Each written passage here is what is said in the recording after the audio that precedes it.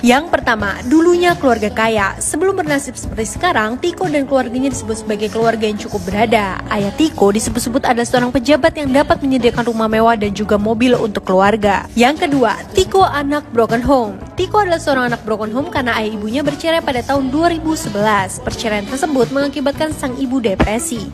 Selain itu, kondisi kehidupan mereka juga berubah drastis. Tiko dan ibunya tetap tinggal di rumah mewah, namun dalam kondisi yang tidak terawat dan terkesan terbengkalai. Yang ketiga, tidak ada listrik. Rumah mewah yang ditinggali Tiko dan ibunya ternyata tidak dialiri listrik selama bertahun-tahun. Hal tersebut membuat kondisi rumah gelap saat malam hari. Yang keempat, andalkan air hujan dan tetangga. Meski tinggal di rumah mewah, Tiko dan ibunya hidup dalam kondisi memprihatinkan. Mereka tinggal di rumah tanpa listrik dan kecukupan air bersih. Untuk mencukupi sehari-hari, Tiko mengaku mengandalkan air hujan untuk minumnya. Sedangkan lainnya, selain dari kantong sendiri, juga ada bantuan dari para tetangga. Yang kelima, merawat selama 11 tahun lamanya. Semenjak ibu mengalami sakit, Tiko setia merawatnya, meski dengan segala kekurangannya. Ia mengungkapkan semenjak ibunya bercerai, hampir sebagian besar saudara putus hubungan, lost contact semua. Sambil merawat sang ibu, Tiko yang kini berusia 23 tahun bekerja serabutan untuk mencukupi kebutuhannya. Saya kerja, saya kasih uang ke mama, kalau untuk belanja mama bisa, tapi kalau untuk ngobrol nggak bisa, semua dianggap musuh, ungkap. Gue cek jalan, gue udah lu kayak adik gue sendiri, gue udah kayak lu udah kayak adik sendiri. Mungkin memang jalannya kok, ini jalannya untuk kesembuhan nyokap lu.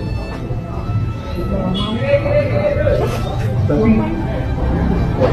gue tetap kok, gue paham kok, gue paham.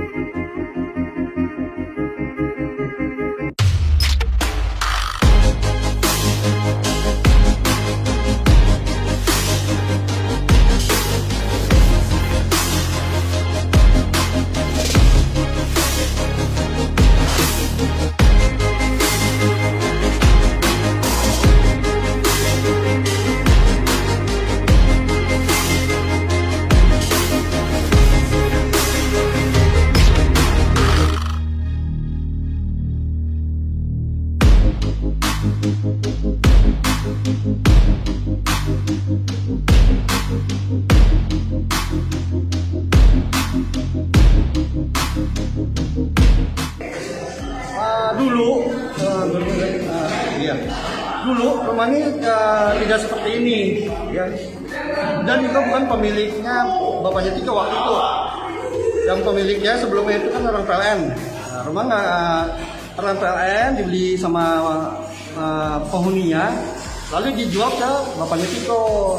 Nah, sama bapaknya Tiko direnov seperti ini, ya, direnov seperti ini. Kehidupan mereka ya, kalau dibilang dulu itu rumah ini paling mewah, paling bagus. Coba lihat aja, lihat bangunannya ya, kokoh. Sampai sekarang aja masih kuat ya. Nah, dari berjalan waktu kita nggak tahu nih masalah keluarga mereka ya. Yang saya tahu bapaknya Tiko pulang ke Jawa, ke kampung halamannya, ya, sehingga apa, tinggal Tiko sama ibunya di sini. Nah, itu Tiko masih sempat sekolah sampai kelas 1 SMP. Nah, kesananya nggak boleh sekolah sama ibunya. Nah, disitulah mungkin mulai terjadi depresi ya ibunya ya, karena juga faktor ekonomi sehingga itu dicabut ya. Dari situ, nah Tiko kadang-kadang Tiko keliling komplek ya untuk minta sumbangan buat ya sekadar uang lilin lah gitu. Atau kadang-kadang juga dia menjual perabotan yang ada untuk membiayai hidup. Pernah juga Tiko itu jadi jaga warnet ya, jaga warnet. Nah, seiring berjalannya waktu ketika saya jadi pengurus RT, saya tawarkan Tiko untuk jadi keamanan, kan daripada dia keliling ya, kesana sini, kasihan saya juga lihatnya. Maka kami pengurus kami ajak untuk jadi keamanan sampai saat ini. Sampai sekarang masih jadi keamanan.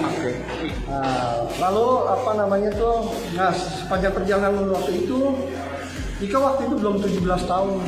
Ya Pak Yoyo ya. Ketika 17 tahun kita bantu untuk membuat KTP. Ibu Eni juga belum EKTP waktu itu, kita bantu juga untuk bikin EKTP. Dan kakaknya ya, yang terbaru ya. Sehingga apa? Bisa kalau kita punya EKTP yang baru sama kakak, bisa dapat bantuan dari pemerintah, kelurahan ya. Jadi kita punya KTP, saya anjurkan juga bikin SIM. SIM A, ya Tiko bikin, siapa tahu nanti kamu ada yang butuh jadi sopir ya, yang minta antar kesana sini punya SIM. Akhirnya bikin SIM, alhamdulillah punya. Ya, hari ini kita kerja bakti ya bersama PPSU, warga dan Yayasan Bunda Milenial.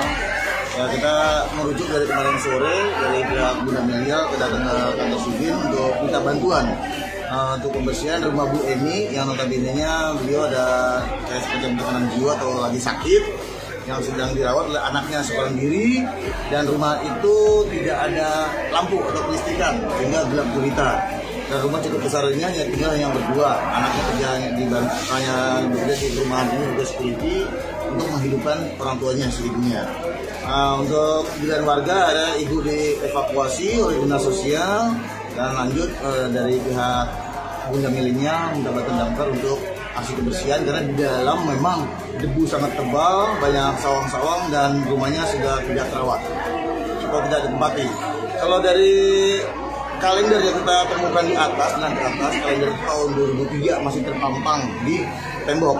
Kemungkinan rumah ini memang sudah sekitar 20 tahunan, sudah tidak banyak penghuninya, hanya berdua itu saja. Kira-kira berapa personel Pak yang terjunkan Pak? Damkar kita turunkan 12 personel, kita 2 unit untuk membantu kebersihan di rumah Bu ini.